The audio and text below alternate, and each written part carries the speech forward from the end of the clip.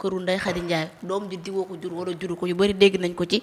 Gis nañ aussi la sortie de Mame Pathé, gis nañ fi sortie aussi Adama Diop ak ñeneen ak ñeneen. Alors sur ce aussi ñu ni Ndeye Khady bi mu feebaree moom bi mu defee sortie mu ni rakku Diomaye ci boppam moom moo ko prendre en charge ba yóbbu ko Maroc. Sur ce ñu gis waa Pastef ñu bëri actuellement la communication bi ni mënee comme quoi que le président moom moo bëgg comploter ak Ndeye Khady Ndiaye pour daaneel ki nga xamante ne si moom moo nekk Ousmane Sonko ngir bañ mu nekk candidat. Est-ce que loolu argument la bu ñu mën a teg suñu loxo justement?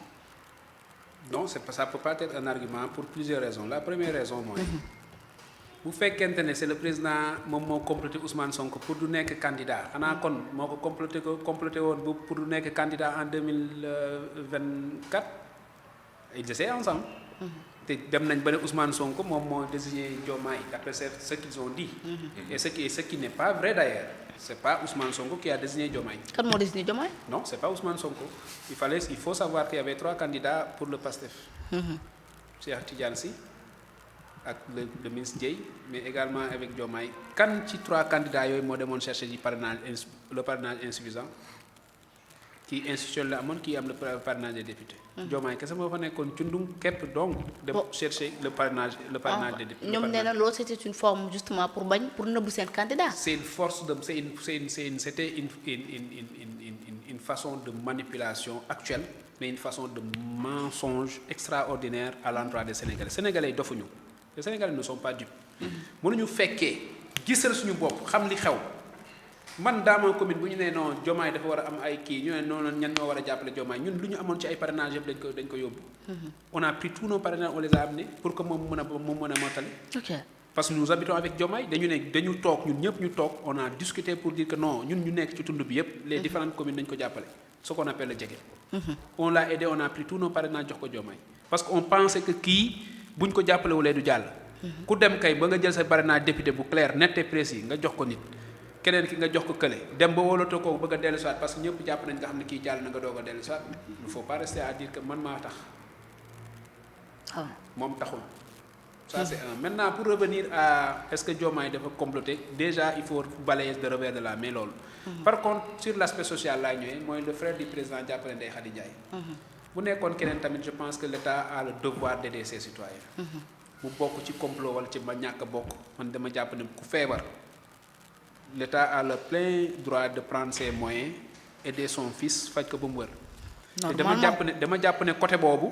waa PASTEF dañ ko bëgg a exploiter de manière politique disant que non c'est Aziz qui est parti voir Ndeye Khady Ndiaye sous la houlette du président de la République war ko jàppale pour mu mën a faju c'est de bonne guerre mais c'est pas un complot bu fekkee daf feebar keneen bu feebaroon tamit Diomaye allait faire presque son excellence peut faire la même chose parce que muy faj ay nit te kenn déggu leen Ndeye Khady kay moo dugg foo xamante ne waaw wala waa PASTEF ñoo jël nit caricaturé ko utal ko ndey ak baay utal ko jëkkër boo xamante ne en tout cas d'après les audios un mari factice tout à fait factice waa ji tamit nangu ba dee noonu la demee nangu ba dee ñëw rek toog yow yaay jëkkër ji waa man maa jëkkër ji di def ay témoignages fii la jëlee 50 000 francs ñëw jox ma tonton je sais même pas comment on l'appelait jël 50 000 francs aji jël 50 000 francs jox ma yow yaay jëkkëram waaw loolu da leen fi déggoon alors que moom il n'en est non gis nga aji man waat naa ko ci yàlla gis nga ces gens-là doivent être traqués ak fu ñu mën a nekk qu'on les mette en prison. ñi laal ci lépp ñi laal ci affaire boobu yëpp ñoom ñoo rey xale yi. ce sont ces gens-là qui ont tué les gens ñoom ñoo rey xale yi. yow comment se fait-il que ñu ne la yow yaay papa yow yaay jëkkëru diw mu dugg dans des histoires pareilles d'état nga ne ko waaw man maay jëkkëram je suis son mari. def ay témoignages. Alors qu'il n'en est rien du tout. Qui tu protégeais le crime ou tu protégeais la personne en tant que telle. Ça c'est extraordinaire. Deuxièmement ki nga xamante moo yoroon xaalis bi di joxe xanaa Sentif déggu ko wala Sentif gisu ko. man wax naa fi ci benn émission la personne n'a pas le droit de véhiculer de circuler avec 5 millions. kooku fan la jëlee 30 millions xaw ma 35 millions di ko maye. bu ma xam ne dëgg. Sentif xanaa nekkul ci dëkk bi wala Sentif daa war a topp Farba Ngom Bara bàyyi koo xam ne dafa gàddu 35 millions kenn xamul fan la ko jëlee kan moo ko jox. nañu waxante dëgg. ñetteel ba Ndeye Khady ci boppam fu mu mën a nekk ci àdduna bi. fu mu mën a ne nañ ko dem wëri. indi ko fii Sénégal àtte ko juger ko selon les lois sénégalaises et qu'elle croupisse en prison. Elle fait partie de ces gens-là qui ont comploté contre l'État. Elle fait partie de ces gens-là ñi nga xam ne ñoo rey lu xale yi. parce que moom elle était un vecteur central. de l'événement Adji Sarr. këram la xewee woon Sweet Beauté la xewee woon Adji dem fa keneen dem fa Ousmane Sonko dem fa ñu jàpp leen jàpp xale yi mu déclenche événement ñii di défendre Sonko ñii di défendre État ba li xew. bokk mu wax na ko sànq. c'était deux camps qui belligérants qui s'affrontaient. su fi juste moo waxoon dëgg lu bëree bëri saafaraw. lan si. ma ne su fi juste moo waxoon dëgg lu bëree bëri du contrôle ak. non man il suffisait tout simplement. que kooku noonu déclaré man maay jëkkëru Khady Ndiaye ne man du ma jëkkëram rek. 50% du problème est résolu. au nom de quoi il doit se déclarer face à une situation donnée mu ne man maay ak kan moo ko ne woon waxal ne man maay sa jëkkër. il protégeait qui. il suffisait aussi que Ndeye Khady Ndiaye wax dëgg bi 100% parce que dans ces versions là. Il y a une seule et unique version qui est valable. Et cette version n'a jamais été dite. Moi la version que personne n'a encore dit. Man na xaw ma ko mais je sais que ce racolage là bu ñuy wax noonu yëpp. ku nekk yaa ngi wax pour am dëgg mais la vraie version. ñaar ñoo ko xam. mooy Ousmane Sonko Adji Sarr. tam ñoom ñaar ñoo ko xam. Adji Sarr am na lu mu wax yeggaliwul. Ousmane Sonko s'est défendu et la loi a été d'une certaine manière appliquée. L'autre accessoire mooy ku moomoon salon bi. wala ku moomoon kii bi. elle n'a jamais dit la vérité dans cette histoire là. parce que bu ko waroon wax du taxaw kenn koo xamante góor gu toll ni man wala toll ni baayam. taxaw naan non man maay jëkkëram mu ne lenge taxaw ne non kii mooy sama jëkkër. loolu rek mën na tax ñu waxatuma la délit mais c'est un crime par ricochet xale yi dee yëpp. elle fait partie et elle en est responsable moom moo tax ñu déclenche ces éléments waroon na wax dëgg bi dès le début. Sénégalais yëpp xam ne kii fii la affaire bi toll fii la jóge fii lay dugg. mais tamit man y a un élément boo xam ne dafa man bu leen jaaxal na ma lan moo tax Pastef investir autant d'argent ci Ndeye Khady Ndiaye des millions et des millions. bu fekkente ne Pastef dafa investir ci Ndeye Khady Ndiaye parce que Ndeye Khady Ndiaye l'a voulu benn. deuxièmement c'est parce que Ndeye Khady Ndiaye daa am lu muy nëbb. man j'ai entendu que Ndeye Khady Ndiaye dama ko dégg. ñu ne Ndeye Khady Ndiaye a vendu des audios wala des vidéos à Madiambal Diagne là c'est la dame de Touba qui l'a dit. Quelles sont ces vidéos là que contient ces vidéos. ak ay vidéos kan la. est-ce que loolu mënul tax Pastef di jël xaalis di xëpp Ndeye Khady Ndiaye. au nom de quoi un état doit fonctionner comme ça. au nom de quoi koo xamante ne y a un événement ñaari nit ñu wéet def naka su dul noonu. war a tax ñu déclencher une émeute de ce genre ba rey 84 personnes dans un pays normal. et que ces personnes-là continuent de vaquer à leurs occupations. ñu ci doon wax yëpp képp ku ci mës a wax naka du sodul noonu l'État doit faire tout pour te cueillir là où tu es ak n'importe laquelle des charges qui pèsent sur ta tête. ñu décharger la àtte la juger la à la hauteur du crime que tu as commis parce que ce sont des crimes. On ne doit pas laisser cette affaire-là continuer sinon l'État sera affaibli d'une certaine manière.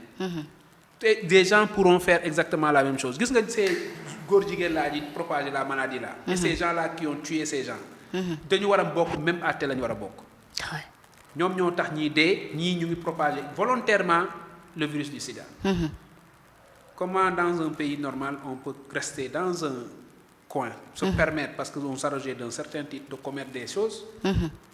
et que man mi nga xamante ne wéeruwuma fenn tey jii bu ñu ma jàppoon tëj ci kaso bi balaa Diomaye di ko jëg mën na am suba lay doon. est-ce que moom bu ma nee kon bàyyi leen ko foofu moom moo demal boppam ci télé bi kon man nan laay def. doy na waar de. doy na waar de. est-ce qu'il va rester là à dire mu voyager ñu woo ko jotuñu ko ñuy jaar ci ñeneen ak ñeneen naan ko non jàpp nañ ko dugal nañ ko ci kaso bi.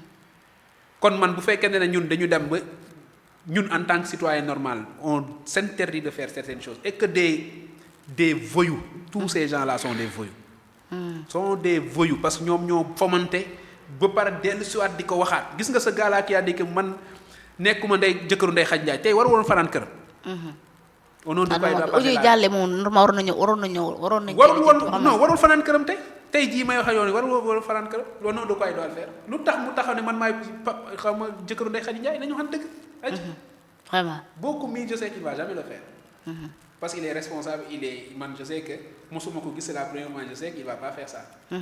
taxaw ne man maay sa jëkkër te mosuma je sais pas c'est extraordinaire. non mais nag. non am na lu xew te yëguñu ko. non am na lu xew lu ñu yëgul nag am na lu xew lu ñu yëgul mais nag franchement mais nag mbir mi la peine quand j'ai vu la dame de Touba mu taxaw di expliquer daf ma fekk ma nekk ci liggéey dama tomb ci TikTok rek gis vidéo bi gudd na trop ma ne ñu ne xaw ma lan titre bi ma ne non foog ma déglu muy décortiquer affaire benn par benn j'ai pris un stylo lu mu wax ma bind j'ai écrit 4 xaw ma 5 feuilles blanches.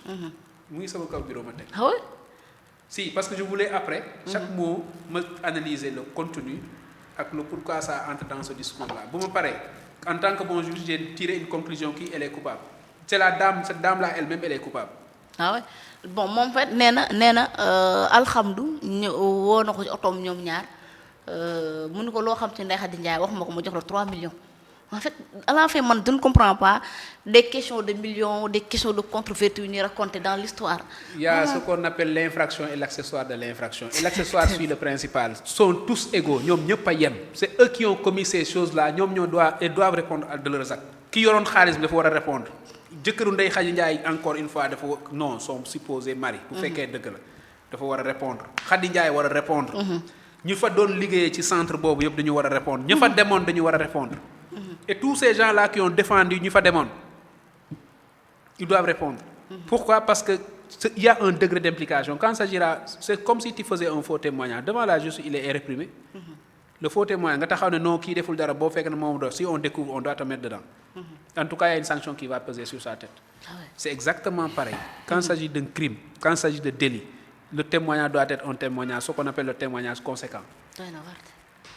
Merci beaucoup jërëjëf alors on termine Sëñ Saliou ak li nga xamante ni si am na mu nekk le prolongement de l'affaire Sweet Beauté wax naa ko sànq ci li nga xam ne moo fi xew ay audio yu ñuy wax kii waxoon ni mooy nekk jëkkër Ndeye Khady Ndiaye génnaat mu ne juru doom yi ñu gis